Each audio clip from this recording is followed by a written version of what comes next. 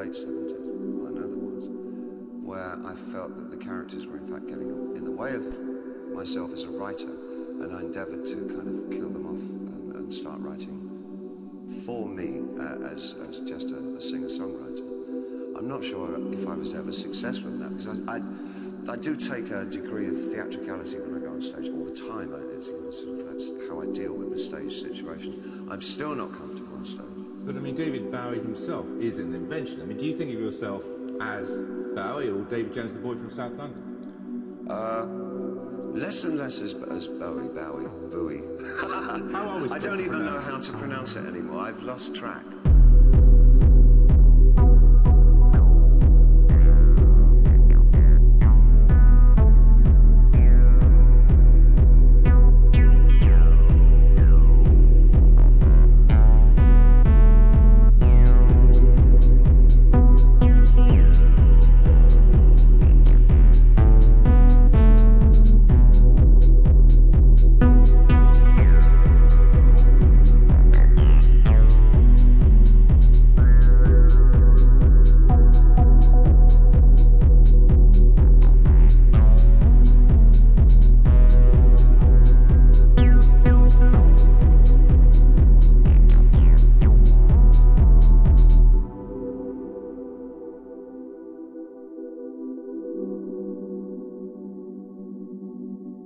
Just had to accept that I was a person that had a very short attention span, would move from one thing to another quite rapidly when I got bored with the other.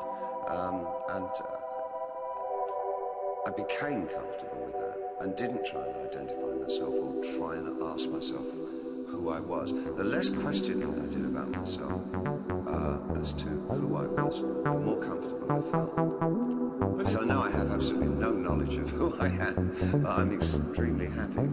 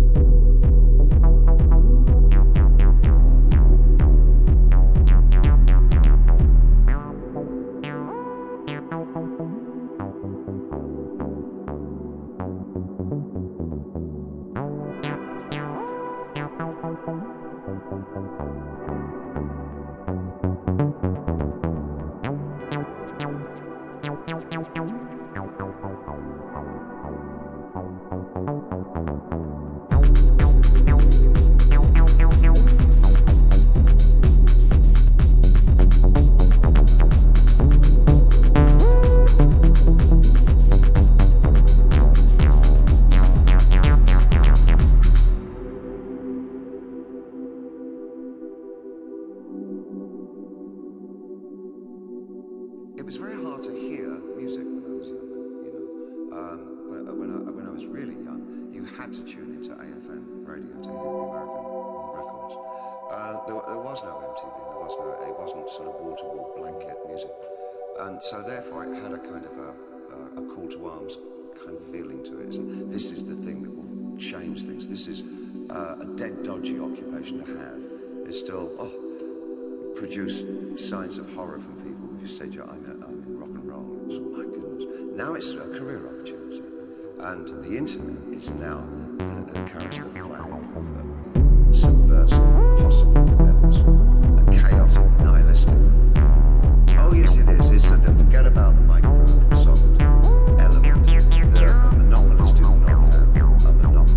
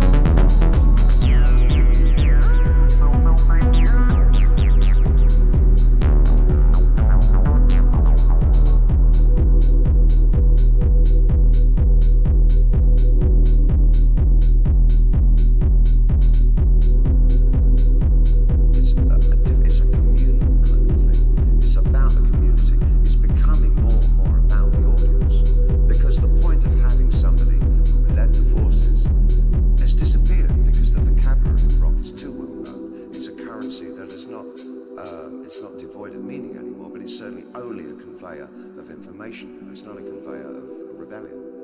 And the internet has taken on that, as I say. And so I find that a terribly exciting area.